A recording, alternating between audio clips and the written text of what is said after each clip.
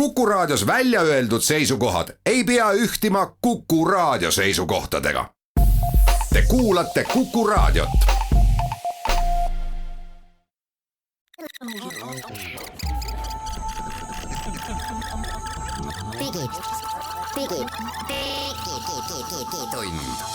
Digitund.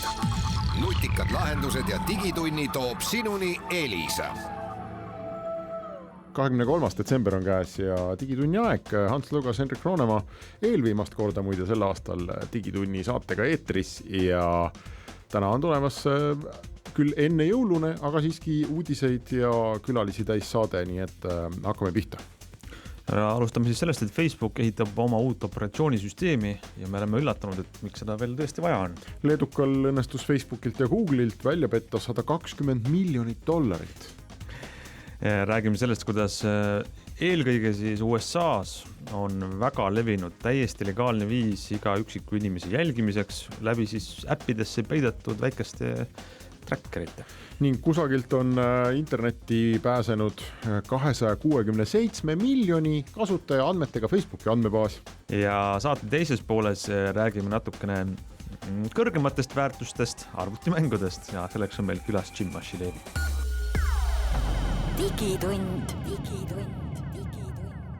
No nii, nüüd on meil siis jäänud üks päev enne jõule, võiks arvata, et on väga vaikne periood ja sellisel vaiksel perioodil toob siis Facebook välja uudise, et nad ehitavad oma uut operatsioonisüsteemi, mis võiks pakkuda leevendust sõltuvusele Androidist. Et tegelikult siis ei ole jutt sellest, et nad tahavad tuua oma uut telefoni või mingit muud seadet, mida me kujutame ette, vaid oma tuleviku kantavate seadmete perekonna panna siis uuele operatsioonisüsteemile, mis eelkõige tähendab Oculus'e virtuaalreaalsuse seadmeid. Et see oleks täielikult vaba igasugusest sõltuvusest Androidist, siis on Facebook palganud ühe kõige kuulsama autorina Windows NT, ühe autorid, kelleks on siis Mark Lukovski, kes ehitab põhimõtteliselt Facebooki uue operatsioonisüsteemi. See on tegelikult äärmiselt põnev uudis, eks ole, sest operatsioonisüsteemi ehitamine on midagi, mida ma arvan IT-maailmas vaadatakse kui sellist hiigel ettevõtmist ja väga suurt asja. Sa võid enne praktiliselt kõiki muid asju hakata ehitama, mis sul pähe tuleb, aga operatsioonisüsteemi sa ikka nalja pärast ette ei võta. Neid firmasid on, ütleme sellist suurt laiatarbija operatsioonisüsteemi ja neid firmasid, kes seda on teinud ja kelle operatsioonisüsteemid on suureks saanud, neid on vähe. Et me teame, et Apple'il õnnestus see ja Microsoftil õnnestus see ja soomlastel Linuxiga õnnestus see ja telefonimaailmas on seal mõned veel olnud, mis täna on ühe või teise suurfirma rüppe langenud nagu LG. Ma nüüd peast ei mäleta, mis selle nimi oli, mis LG ära ostis, aga see oli enne telefonides ja BlackBerry'l oli oma. Aga miks nad seda teevad, Hans? Miks Facebookil on vaja operatsioonisüsteemi? No vot, hea küsimus. Sa ütlesid, et see on suur asi, et operatsioonisüsteemi ehitamine, aga veel suurem on selle operatsioonisüsteemile mingi väärtuse andmine selle läbi, et sinna tulevad kasutajad ja tulevad tarkvarategijad, tooted. Ehk see praegu tegelikult ei ole tõsiselt võetav, et nad teevad sellest suure sellise tarbijale tuttava nime, et me räägime omavahel, kuule, kas sa kasutad selle operatsioonisüsteemiga seadmed või mitte. Pigem on tõenäolisem, et ta jääb ikkagi selliseks tehniliseks lahenduseks, kus kõik need seadmed, mis ei ole su nutitelefon ega PC, kõik muu läheb selle peale. Nii nagu ehitatakse, ütleme, asjade interneti vidinatele oma tarkvaraplatvormi, siis Facebook on enne kõik öelnud, et tahavad sinna peale panna just siis sellised Oculus'e taolised seadmed, mida nad vihjavad, et neid tuleb veel ja me hakkame neid rohkem kasutama. Mis siis kuidagi kasutavad Facebooki teenuseid ja äppe ja seal ei olegi nii tähtis, et ma lähen siis vaatama, et kas minu virtuaalreaalsuse prillid on sama opsüsteemiga, mis sinu omad. Miks nad ei taha seal mingit muid operatsioonisüsteemi kasutada, Androidi näiteks? No vaata, Android on see, et see sõltub kellegist teisest, aga ma arvan, et see on natukene Apple'i mudeli kopeerimine, et kui sul on oma... Nad ei julge jätta seda, et Google võib-olla, Android on tegelikult ju avatult lähte kuidagi tarkvara, aga võib-olla on seal siis mingid võimalused, mida nad kardavad, et see Androidi arendus läheb kuidagi vales suunas seal Google'i juhtimisel ja äkki see ei sobi neile või kes teab, jah, aga... Mäletatavasti Facebook on ju teinud oma telefoni mis kukkus täielikult läbi ja kus oli siis mina ei mäletanudki sellist väikest detaili, kas nad tõesti on teinud või? Facebook tegi oma telefoni, mis jõudnud vist kuhugi, vist põhines HTC riistvaral, kui ma õigesti mäletan. Igatahes see oli aastaid tagasi ja nad üritasid sinna, et kas me suudame selle suurte platvormide kõrvale teha oma sellise täiesti uue ökosüsteemi, mis neil ei õnnestunud läbi, et tundub, et see plaan teha uus opsüsteem oma uue põlvkonna riistvarale, nagu need prillid on mingi selline kindlustuspoliitika, et me investeerime praegu sinna ja tulevikus ei sõltu sellest. See on veel asi, mida meil ei ole, mis ei ole meie kontrolli all, nagu sa enne ütlesid, et Apple'i moodi, aga no tuletame meelde tegelikult, et Google on ju ka siin aastaid üsna vaikselt arendanud oma uut operatsioonisüsteemi, mille koodnimi on Fuchsia. Ma ei tea, kas talle, minu teada ei ole antud tänaseks mingit päris nime ja ega tegelikult väga aktiivselt ei olegi ju Google rääkinud ja ei ole laialt nagu teada, mis asi see Fuchsia on, et erinevatel aegadel on sellest oodatud praktiliselt kõik, et üks variant või üks jutt, mida räägitakse, on see, et see Fuchsia ongi uus Android nii-öelda, mis on tohutult palju kaasaegsem, tohutult palju paindlikum, et kui vaja on ta sulgkaalane ja kui vaja võistleb raskekaalus ja tema peal võib jooksutada igasugu asju ja Google on seda teinud aastaid ja siin läheb veel jupp aega, ma arvan, et mitu aastat kindlasti läheb veel aega, enne kui see Fuchsia üldse välja ilmub, nii et kes teab, mis ka sealt on tulemas, see Android ei ole ka igavene, see on selge. Täpselt, ma arvan, et me oleme nagu juhuslikult sellises sümboolses lehekülje keeramise hetkel siin 2019-2020 piiril, et vanad asjad on nagu valmis, uued asjad päris hästi veel ei näe neid, ei saa aru, aga kõik investeerivad sinna, midagi planeerivad. Ja ma arvan, et näiteks turvalisus on seesama üks küsimus, millele kui täna operatsioonisüsteemi ehitatakse, ma arvan, et sellele turvalisuse küsimusele vaadatakse ikka hoopis teistmoodi otsa ja need turvamehhanismid ja äppide õigused ja privaatsused ja kõik muud asjad ilmselt ehitatakse sinna täiesti teisel tasemel sisse, kui nad täna on natuke niimoodi lapi peal meetodil ju tehtud.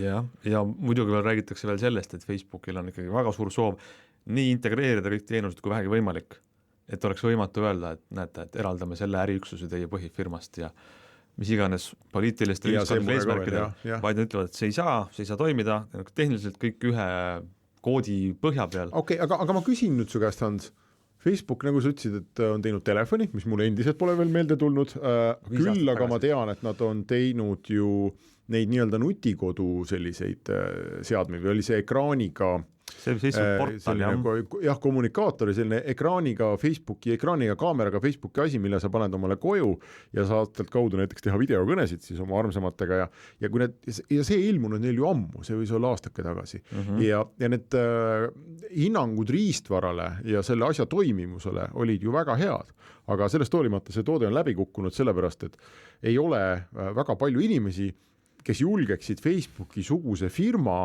kaamera lubada endale koju. Absoluutselt. Ja ma küsin nüüd sinu käest, et kui nad teevad telefoni ja operatsioonisüsteemi või mida iganes nad teevad, kas minu lävend Facebooki füüsiliseks lubamiseks oma ellu on väga-väga-väga kõrgel ja nad ei ületa seda minu jaoks praegu kindlasti mitte. Ma arvan, et tõenäoliselt õige vastus on see, et meiesuguseid ja võib-olla ka meie saate kuulajad on samasugused, aga meid on vähemus. Et võib-olla aiman, et lõviosa inimestest väga ei tunne huvi või ei hooli sellest asjast ja kui neil müüakse täna allahindlusega $9.99 saad neile super videokõne seadme koju. Mida on teinud Facebook, see on tuttav Facebook, siis nad ostavad selle Walmartist. Ja muide see sama Facebook portal, see töötab Androidi peal ja see oli ka üks näide, kus nad siis ütlevad, et Android on kellegi teise arendatav asi ja me tahame olla kindlad, et me ei sõltu kellegist teisest. Ühesõnaga tegelikult see kõik, mis toimub, läheb ainult hullemaks. See, et igal firmal on oma mingi see häälnutikõlarite süsteem, et nüüd varsti on igal firmal oma operatsioonisüsteem, igal firmal on mingi oma nutikodu, mingisugune loogika, need ei räägi üksteisega, sa oled kas ühes või teises või kolmandas ökosüsteemis, aga sealt niimoodi üle ja ümber ei saa, et kahjuks selle asemel, et see olukord läheks paremaks, mulle tundub, et selle uudisega antakse nüüd hoogu juurde sellele, et see läheb ikkagi veel tõsisemaks ja me olemegi nendes imeilusates aedades lihtsalt kinni. See on märk selle kohta küll, jah. Ja see ei saa olla hea ei tarbijatele ja tegelikult ega tehnoloogiale laiemalt, et ma arvan, et see saab lõppeda ainult sellega, et millalgi ikkagi need piirid siis nüüd ju ikkagi murtakse. aga tundub, et see aeg ei ole veel käes, et panused ei ole veel piisavalt kõrged. Aga teeme siia pausi ja siis räägime edasi.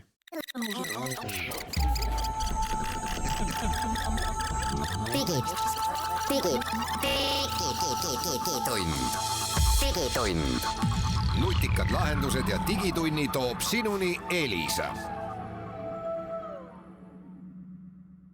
Jätkame digitunniga ja siin eelmise nädala jooksul, ma isegi täpselt ei tea, kunas see asi internetti jõudis, see on suhteliselt uus asi, andis Google välja sellise pisikese uuenduse, mis võimaldab oma telefonile öelda, et ole mu tõlk.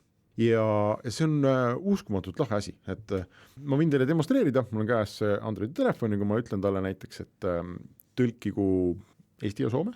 See keelte valik on praktiliselt lõpmatu, kõik lähete Hispaaniasse või Jaapanisse või Araabia maadesse reisile või Prantsusmaale või kuhu iganes, aga no ütleme, et meil on siin jõuluaeg, ikkagi hõimuvennad ja me võime näiteks öelda telefonil niimoodi. Okay, Google, be my Estonian to Finnish translator. Ja nüüd tuleb mu telefoni ekraanile Google Assistendi poolt kuvatud selline teade rääkimise alustamiseks puudutage oma keele mikrofoni ja sama siis ka soome keeles. Ehk mõte on selles, et kui ma nüüd, ma ei tea, lähen tänavale, näen soomlast või soomlane näeb mind, me tahame rääkida, üksteise keelt me ei oska, siis kumb meist saab võtta selle oma telefoni välja ja kes tahab eesti keeles rääkida, vajutab, siin on 2 mikrofoni ikooni, mina vajutan siis eesti keele ikooni, räägin oma jutu ära, tema kuulab, no teeme niimoodi. No küsi, kus jõuluvana elab nüüd? Kus jõuluvana elab? Missä joulupukki asuu? Ja siis öeldakse soomlasele kohe, need on reaalajas, me pole midagi lõiganud siin. Ja siis me võime proovida soome keeles öelda. Joulupukki asuu Rovaniemesse. Jõuluvana elab Rovaniemis. Väga hästi. Ja me ei olnud seda sinuga enne harjutanud, sa lihtsalt praegu ütlesid peast mulle.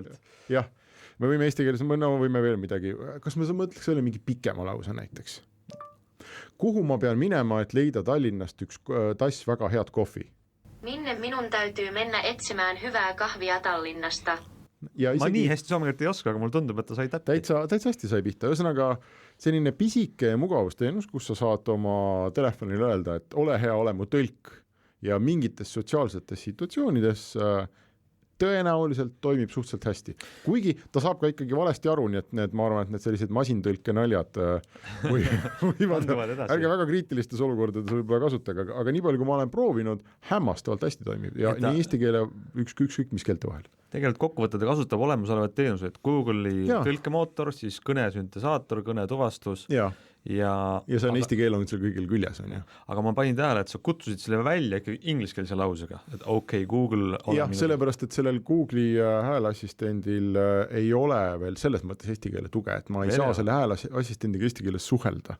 Ma arvan, et see on üsna varsti tulemas, sest mulle tundub, et need komponendid on ikkagi paljuski neil täna olemas. Et Google'i telefon saab eesti keelest aru mingi maani ja oskab eesti keelt rääkida.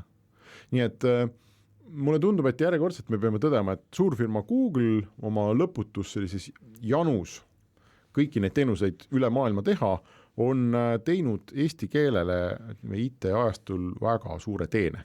Et eesti keel on rohkem elus, kui ta varem oli ja Google'il on siin kahtlemata suur roll olnud mängida. Minu meelest see on väga kihvt. Väga põneva, katsetage siis järgi ja proovige võõrkeeli pühade ajal. Jätkame Balti teemadega. Räägi mulle leedukast, kelle õnnestus Facebookilt ja Google'ilt välja petta $120 miljonit. Võimas Balti edulugu tõesti, et nüüd, mis vältas tegelikult juba 5, 6, 7 aastat, aga sai eelmise nädala lõpu sellega, et Ameerikas mõisteti süüdi ja 5 aastaks vangi üks Leedu mees, kellel õnnestus teha selline skeem, et ta registreeris Lätti ühe firma, mille nimi oli Quanta Computer Inc. Nii. Juhuslikult on sellise nimega firma Taiwani suur tehnikamüüja, kes müüb Ameerikasse ja siis see Leedu mees, tal õnnestus kokku panna nii osavad müügiarved, tellimuslehed, templid, kinnitused, mida ta siis sokutas sihitud õigetele inimestele Ameerika firmades, kelleks olid Facebook ja Google. Need kandsid raha, need arvete alusel siis tema firma kontodele üle maailma kokku siis $99 miljonit Facebookist ja $23 miljonit Google'ist. Ja Ameerika kohtus neid ei avaldatudki, seal nii piinlik lugu, et tulid välja siis Leedu kohtuotsusest tuli välja, kes need ohverettevõtted olid. Aga näide selle kohta, et see, mida nimetatakse siis petukiri või tegevjuhi petukiri või business email compromise või midagi sellist, kus sulle saadetakse siis näiliselt õige raamatupidamisdokument. See on see sama tegevjuhi pettus või? Mida me siin aastaid oleme Eestis hurjutanud firmasid, et no kuidas te ometi niisugused nüüd olete, et lähete sellise asja õnge, et mõelge ka. Google ja Facebook kandsid Evaldas Rimashauskasele üle siis $120 miljonit. Õudne. Aga nagu näha, siis kuritegu ei tee rikkaks. Vaid pangi. New York Timesis ilmus väga mõtlema panev, väga pikk ja väga ilusti illustreeritud materjal sellest, kuidas nende kätte sattus mingisugune andmebaas miljonite ameeriklaste asukoha andmetega, mida nad hakkasid siis uurima ja vaatama, et mida sealt teada saab ja kas neid täpikesi, mis seal nende kaartide peale tekkisid ja seal ringi liikusid, on võimalik ka identifitseerida ja muidugi selgus väga kiiresti, et sul on võimalik võtta täpike Pentagonist, vaadata, kust ta hommikul sinna Pentagoni tuleb, millisest majast täpselt, millisesse majja ta õhtul tagasi läheb, millise lasteaia või kooli juures ta oma peatusi teeb ja kõike seda. Kui palju selle kohta rohkem andis teada on, et mis baas see selline oli ja kas see on selline nüüd reaalne teenus? Ja ongi, mis on selle loo juures kõige võib-olla selline sügavam, et see on täiesti tohutu ärivaldkond, täiesti legaalne, kuigi vähe räägitud, kus on võimalik väga täpselt üksikisikud jälgida ja juriidiliselt öeldes on see anonüümne, aga sisuliselt on võimalik lihtsalt inimest tuvastada ja kuidas see tekib ja milleks seda kasutatakse, on siis see, et meie telefonides olevates äppides on sees kolmanda osapoole erinevad pluginad. Sinu kohalik mingisugune uudiste äpp, mingi agregaator, mingi kohalik ilmaäpp, mis küsib sinult, palun anna mulle luba su telefoni asukohta jälgida, 24/7. Ja vajutame me ei loe läbi neid kasutajatingimusi kunagi, kus tegelikult antakse õigus, et sinu telefoni asukohta jagatakse mingite reklaamivahendajatega ja seda kasutatakse kõike siis sihitud reklaami jaoks, et New York Timesi reporterite siis näide oli ka lihtsalt väga lihtne, et kui sa käid läbi ühest automüügisalongist füüsiliselt, oled seal viibid seal salongis natuke aega, siis sa näed varsti oma Facebookis ja mujal selle autoreklaame. Ja see on sest arvuti teab, kus sa käisid. Väga täpselt ja väga hästi välja timmitud reklaamitööstus, ehk siis mis muidugi jääb inimestele täiesti arusaamatuks, et nad on ise selleks nõusoleku andnud, et need kuskil äppides on peidus, mis on lühike moraal, et me ei tea, et sellel oleks mõju otseselt Eestis, et need andmeid niimoodi ära kasutada saaks, aga ma olen kindel, et meil kõigil telefonides on äpid, millele on andnud liiga helde käega loa siis vaadata meie asukohta. Ja muide ka, kui teil on korralikult uuendatud iOS või kui te olete nende õnnelike hulgas, kellel on Android 10 telefonis, siis nüüd uue Androidiga tekkis ka võimalus anda äppidele õigus saada sinu asukohale ligipääs ainult siis, kui sa seda äppi avad. Varem oli Androidis on 2 võimalust, et kas ei saa üldse või saab kogu aeg. Et nüüd on ka see 3. lisandunud ja Android hakkab väga kenasti muide teatama ka äppide kohta, et see ja see äpp sai sinu asukoha andmed lihtsalt praegu taustal töötades, ilma et sa oleks seda avanud. Et kas sa arvad, et see on okei? Siis ma olen alati need lahti võtnud ja öelnud, et ei, et see ei ole okei. Aga samas ilma äpp teab, ma ei taha seda lahti teha, ma tahan, et ta tegelikult mu telefoni koduekraanil kogu aeg näitaks. Ja ma pean neid õigusi andma, et sellest me ei saa üle ega ümber. Aga me teeme siia pausi ja siis jätkame varsti stuudios oma külalisega.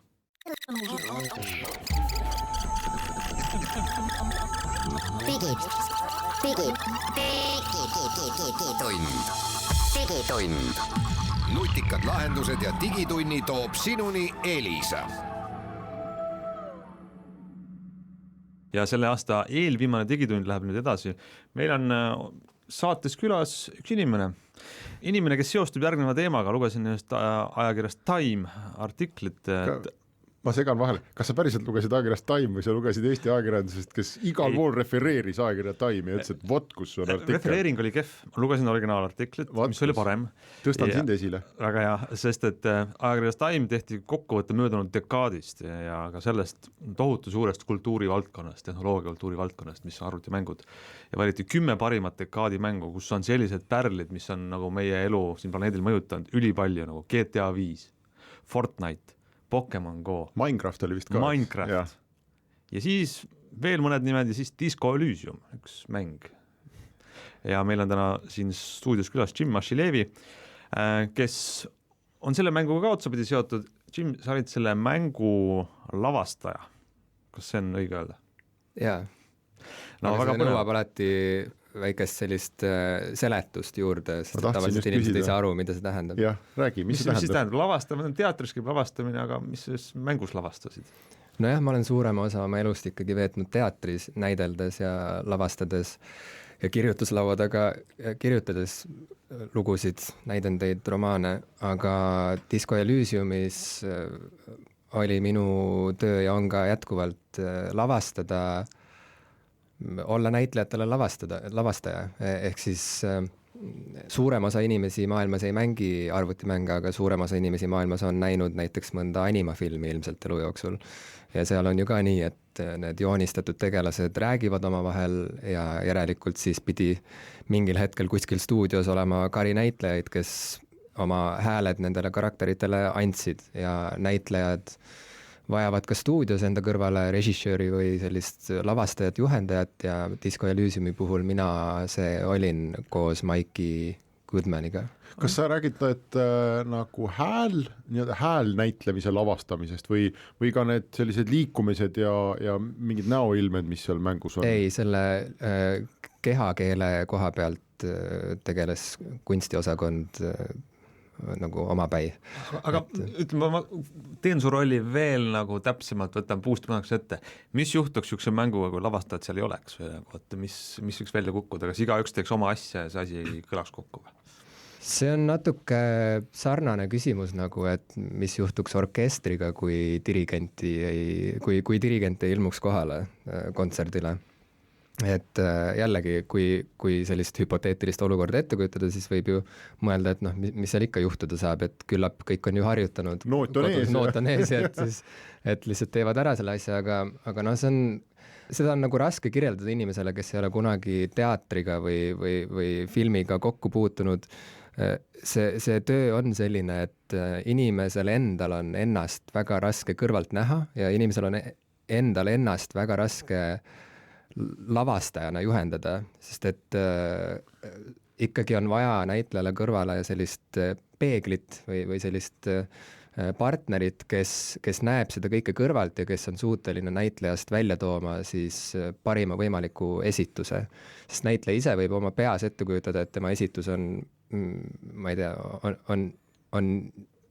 on mingit moodi, aga siis kui seal kõrval seda on partner ka, siis on võimalik koostöös ikkagi pigistada näitlejast välja see absoluutne parim esitus. Ja pluss on vaata näitlejatega on see, et on näha, et kui lavastaja pole oma tööd teinud piisava põhjalikkuse ja piisava rangusega, et siis näitlejatel on mingid sellised tagatasku rollid, mida nad võtavad välja ja siis nad hakkavad mängima seda oma rolli ja siis see ei ole enam põnev, et siis meil on vaatad näitlejale otsa, ta teeb jälle seda, ta teeb seda kogu aeg. Tead, ma tahan sult küsida ka seda, et ma ütlesin selle Time ajakirja valiku kohta, aga tegelikult see mäng on saanud veel palju auhindu ja nominatsioone.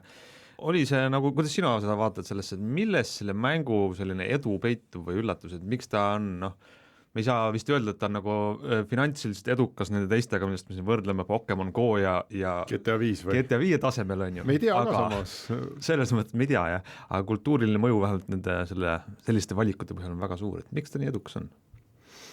Me oleme arutanud seda omakeskis ja kusjuures ajakirja Time uudis ju jõudis minuni ka just vahetult enne siia stuudiosse jõudmist ja mänguarendusmeeskonna ühischatis kõigi reaktsioonid olid ka sellised, et pandi lihtsalt neid plahvatava pea emotikone hästi palju ja üks mänguautoreid ütles, et mida me teinud oleme, see tundub nüüd kõhe juba. Aga nii palju, kui ma olen jõudnud arutada inimestega seda teemat, siis mulle tundub ja minus on süvenemas selline veendumus, et vaata sissejuhatuses Hans ütlesid, et see mäng on kultuuriline saavutus, et see nagu kuulub sinna valdkonda, siis see tehnoloogiline ja kultuuriline, sellised kaks kategooriat ja see on väga tore, et sa seda tegid, sest et mulle tundub, et nii palju, suurem osa minu sõpru on kultuurivaldkonnas tegutsevad inimesed, erinevad näitlejad, lavastajad, kirjanikud, muusikud ja nii edasi. Ja kui ma nendega vestlen, siis ma olen aru saanud, et suurem osa mõtlevaid inimesi, keda mina tunnen, ei oska paigutada tegelikult arvutimänge kultuurivaldkonda või sinna kultuurikorpusesse, ütleme, kuhu kuuluvad romaanikunst, maalikunst, filosoofia, film ja teater, tantsuteater, ballett, mis iganes, et kõik see. Ja siis ma olengi aru saanud, et arvutimängud on jäänud mingisugusesse sükksesse nagu getosse kinni natukene või midagi. Ja ilmselt kutavad ette, et nad on selline, ma ei tea, Super Mario, mingi plinn midagi käib ja või siis teine äärmus on, et seal on mingi tapmine ja tagaajamine. Just, täpselt. Ja see kõik on selline lapsik ja nõme ja et üks õige inimene sellega kindlasti ei tegele. Nüüd me siin 11 kiidame, et sina kiitsid Hansu, et ta selle üles tõstis ja nüüd mina kiidan sind.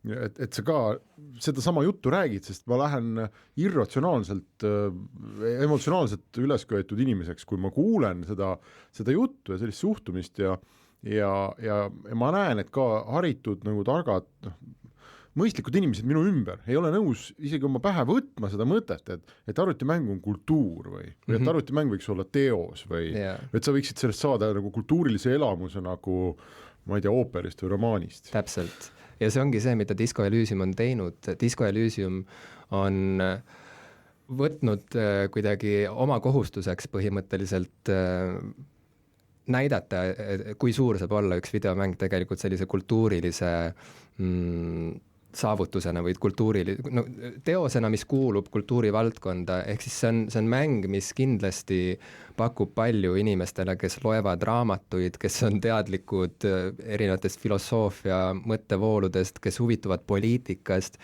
keda huvitab maalikunsti, ajalugu, kõik see, ühesõnaga, et mulle tundub, et see on see, mis on nagu ehmatanud inimesi või pannud kuidagi üllatuma, et oot, kas keegi tõesti praegu viis selle taseme niimoodi edasi, et me päriselt saamegi äkki hakata intelligentsete inimestega rääkima arvutimängudest, nii et kellelgi pole häbi. Väga hea seletus. Lähme korraks nüüd ka praktiliseks. Digitund võtab ette selle, et kuidas seda mängu mängida, aga teeme siia enne väikse pausi.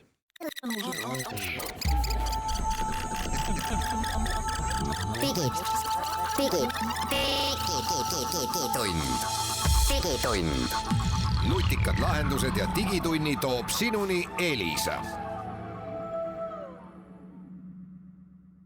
Ja digitund läheb edasi. No nagu rääkisime, arvutimängud on kultuuri valdkond ja Disco Elysium on sündmus, mitte ainult siis aasta, vaid dekaadi, nagu siin hinnatakse. Ütlen, et sina oled üks nendest inimestest, kes selle mängu aitas teha, oled siis selle mänguga läbi mänginud? Ja mitu korda? See on naljaks, ma alati üllatunud, et inimesed seda küsivad mult, et kas ma olen ise seda läbi mänginud, sest et ma ei oleks saanud teha oma tööd, kui ma poleks seda läbi mänginud, see käis minu eeltöö juurde, et ma pidin selle mängu läbi tegema nii põhjalikult, kui ma vähegi suutsin. No kuidas, ütleme, mul on selline kõhutunne, et paljud kuulajad ja üldse inimesed, paljud ei ole seda mänginud veel, et kaua Disco Elysiumi mängimine aega võtab? Ma olen siin kuulnud erinevaid sest ma küsin tulemusi. Seda, et me rääksime siin raamatu lugemine, üldiselt saame hinnata, palju see aega võtab, teatritükk, kinofilmi vaatamine. Palju siis Disco Elysiumi mängimine võtab aega? No see on selles mõttes, jah, see on tore võrdlus, ütleme, kui me võib-olla paljud inimesed käisid näiteks selle aasta lõpus Buffil ja vaatasid seal äkki võib-olla mõni vapram vaatas ära ka mõne 3-tunnise filmi ja sai suure elamuse. Disco Elysium kestis minu mängusessioon kestis kokku 60 tundi. Aga seda saab ka pikemalt mängida, sest et seal on nii palju, see sõltub ka mängija enda uudishimust ja kannatlikkusest tegelikult, et need, kes nagu üritavad lihtsalt nagu joostes lõpuni jõuda, need ilmselt suudavad ka palju vähem ajaga seda teha, aga kui sa tahad tõesti immutada ennast läbi selle maailma rikkusega ja selle loo sügavusega ja kõikide nende valikuvõimalustega, siis seal võib minna ka sellest 60 tunnist veel edasi. Aga pluss, ütleme, et kui sa selle läbi mängid, siis ega sa ju kõike ei ole ikkagi kogenud, mida see mäng sulle võib pakkuda, sellepärast see, mida sa näed ja see, mis seal toimub, see sõltub ju sinu enda valikutest. Ja see on ka põnev ja ilmselt äge asi, mille üle arutleda, kui kohtuvad inimesed, kes on mänginud seda mängu, et need kogemused võivad inimestel olla päris erinevad. aga kas see, kui edukalt seda läbi mängida üldse saab, mis see on, kes seda mängu ei ole mänginud ja ei tea, noh, et siis väga ühe lausega on see lugu sellest, kuidas sa pead lahendama sul ühe, sa oled rollis, peategelase rollis pead lahendama vist mõrvaloo. Võiks võtta niimoodi kokku, kui saab midagi, mis kestab üle 60 tunni võtta kokku väga lühidalt. Kas seda mängu saab nagu mängida läbi paremini, halvemini või et jõuad oma missiooni sihini või ei jõua või? Ma ütleks, et ei saa mängida paremini ega halvemini, see ja kui see kirjeldus jääb ainult sellele tasandile, et see on mõrvamüsteerium, mis oli ka see kirjeldus, mis minuni kõigepealt jõudis, enne kui ma polnud veel meeskonnaga liitunud, siis mulle näiteks see tundus igav, sest et mind ei huvita tegelikult väga mingid detektiivilood ega mingid mõrvamüsteeriumid.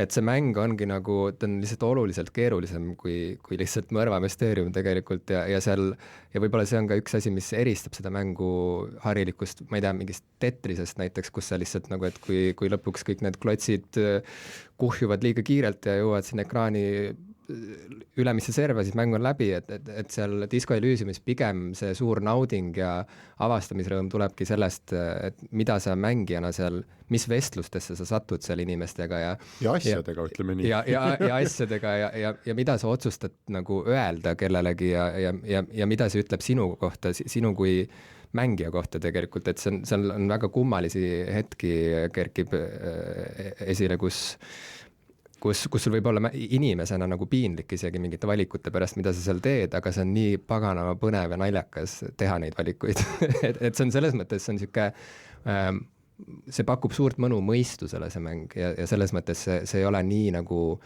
eesmärgis nii tohutult kinni võib-olla kui mõni, ma ei tea, tulistamismäng, kus sa pead selle kõige suurema kolli lõpuks maha laskma ja siis oled võitja. Kas see algus on ka sinu tehtud või sinu osalusel tehtud? See, kui sa paned selle mängu käima ja ekraan on must ja mitte midagi ei toimu ja siis hakkab see hääl sinuga rääkima. See oli väga lahe algus. See megahääl kuulubki Mikey Goodmanile, kes on ühtlasi teinud suurema osa selle mängu häältest lavastanud. Ja Mikey ise on aga seal ta loeb siis ka ise. Ja Mikey ise on ka selle mängu üks häälnäitlejatest, nii et ja need magusad tõrrepõhja hääled, need on kõik Mikey. Aga just, ma mäletan seda, kui ma selle mängu käima panin ja noh, sa oled harjunud arvutimänge mängima ja sa ootad sealt midagi, eks ole, et sul on mingi ootused, mis nüüd hakkab juhtuma ja see oli hoopis midagi muud. Et ma ei oodanud, et hakkab see juhtuma ja siis ma kindlasti ei oodanud, et see esimene stseen, kuhu sind visatakse, on nii nagu mõjus või et see ütlebki täpselt selle sama ära, mida sina ka siin ütlesid, et see on nagu, noh, et see on mäng täiskasvanutel, seal on mingi lugu ja see ei ole üldse võrreldav mingi tavalise arvutimänguga, et need esimesed sellised 5-10 minutit panid konkreetselt ikkagi paika, et vot see on täiesti midagi muud. Kas see oli teie taotlus, kui te seda tegite, et see peab nagu panema selle esimese nätaka sulle silmade vahele ära? Ma ei ole sellest rääkinud teiste selle mängu autoritega, aga ma võin nii palju öelda, et ka mina sain selle sama nätaka. Kui ma kuulsin Mikey häält esimest korda ühest treilerist tegelikult, mis välja anti võib-olla aasta aega tagasi, siis ma sain järsku aru, et oot, siit on tulemas midagi sellist, mida ma ei ole kogenud ilmselt varem, et see mingisugune karakteersus või mingi mahlakus või mingisugune siuke tunnetus, mis on nagu nii kaugel siuksest nagu harilikust standardsest arvutimängude siuksest nagu mugavustsoonist, et see hakkas silma lihtsalt ja see mõjus ka mulle täpselt samamoodi. Sa ei ole varem mänge teinud vist? Sa oled, eks ole, kirjutanud raamatuid ja jutte ja näidendeid ja igasugu muid asju oled teinud. See on kogu Zaumi stuudio esimene mäng. Kas sa tunned praegu, et sinu kui loomingulise inimese jaoks on mäng kuidagi nagu parem viis näiteks või ma ei tea, mitmekülgsem viis jutustada oma lugu või teha oma tööd või väljendada midagi. Kas sulle nüüd tundub, et ma jätaks need teised ongi vananenud ja ma ei kirjuta enam kunagi ühtegi raamatut, ma nüüd teen ainult mänge, sest see on nii palju kihvtim? Ma ei ütleks, et see on olemuslikult parem, aga mis on seal teistmoodi, ongi see, mida ma esialgu, mis kõlas mulle alguses võõralt, kui Kaur Kender mõned aastad tagasi ütles, et näed, et siin on nüüd see Roberti romaan Püha ja õudne lõhn, Robert Kurvitsa romaan Püha ja õudne lõhn, mis on, et selle mängutegevus toimub selles romaanis toimuvale loole eelneval ajal, eks ole, aga see maailm on sama. ja ta tõi sellise võrdluse, et mõtle nüüd on ju, et kui see lugu oleks ingliskeelne, siis kui suur on see lugejaskond siis ja kui ta on veel mänguplatvormil, eks ole. Ja tol hetkel see tundus kuidagi siuke et et kui sa nii ütled, et siis jah, et ma võin niimoodi mõelda, aga et mul ei tundunud see kuidagi nagu realistlik väljavaade üldse. Aga nüüd, mis on seal vahepealse 5 aastaga muutunud, ongi see, et lihtsalt nähes, kui paljude inimesteni see lugu nüüd jõuab tänu sellele, et ta on ingliskeelne, aga ometi, et ta kannab endas ikkagi seda autorite enda hingeelu ja südant ja tunnetust, mis on ikkagi ju sama sisuliselt nagu keelest olenemata tegelikult, siis see on see, mis on nii-öelda nagu parem või etem minu silmis. Disco Elysium on ka kirjandusteosena ilmselt praegu maailma inimloetum, ütleme romaan, maailma inimloetum Eesti romaan hetkeseisuga. Ja see on jälle selline seos, mida ilmselt paljud inimesed ei oskaks teha, sest nad ei ootaks elu sees ühelt mängult mingit sellist kvaliteeti või sügavust, mida pakub võib-olla mõni suur romaan. Aga ometi Disco Elysium on miljoni sõna pikkune, mis sisuliselt tähendab, et kui panna kõik Sõrmuste isandad ja Kääbik kokku, siis tuleb see korrutada 2 ja see kokku on 1 miljon sõna umbes. See on Disco Elysiumi sõnaline maht. Väga hea näite. et ka kirjandusteosena see on sellist kirjandusteost ei ole olnud Eesti ajaloos veel. Mis edasi saab? Kas Disco Elysium 2 või käivitad sa oma väikest mängustuudiot nüüd? Ei, ma ei pea midagi ise käivitamist, ma juba kuulun ühte stuudiosse, ma praegu pole veel plaanis hakata konkurentsi pakkuma omadele. Aga on su plaan jätkata seal mängu nagu maailmas või sa vaatad seda kui ühekordset seiklust? Ei, töö jätkub, sest et me täiustame seda mängu ikka veel. Mis see tähendab? Kas see tähendab saab uuendusi? Saab uuendusi ja me töötame ka näitlejatega edasi ja lisame sinna veel hääli. See on nagu jätkuv protsess ühesõnaga. Ja et see mäng on ühel kujul ta on juba valmis, aga teisalt nagu me oleme juba harjunud ju, et ka siis, kui sa ostad telefoni, siis sa oled harjunud sellega, et vähemalt 2 korda aastas sa pead update ima oma seda tarkvara selleks, et mängud on samamoodi ju tänapäeval, et need kogu aeg arenevad ja neid lihvitakse ja täiustatakse, me samamoodi täiustame seda. See on esimene kõige lähemal olevam eesmärk hetkel, et 2020 tulla välja siis ka Xboxile ja PlayStationile ja teistele platvormidele. Ma arvan, et see on suurepärane selline siht, mida oodata uuest aastast, aga meil on aeg öelda sulle aitäh ja kõigile sinu kolleegidele sellise võimsa kultuurilise ja tehnilise maamärgi eest, millega lõpetada siis 2019. Aitäh kutsumast! Meie saade on ka sellega läbi, nii et aitäh kõigile kuulajatele ja kohtume nädala aja pärast aasta viimases saates.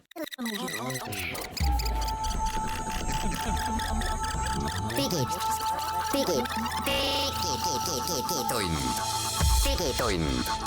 Nutikad lahendused ja digitunni toob sinuni Elisa.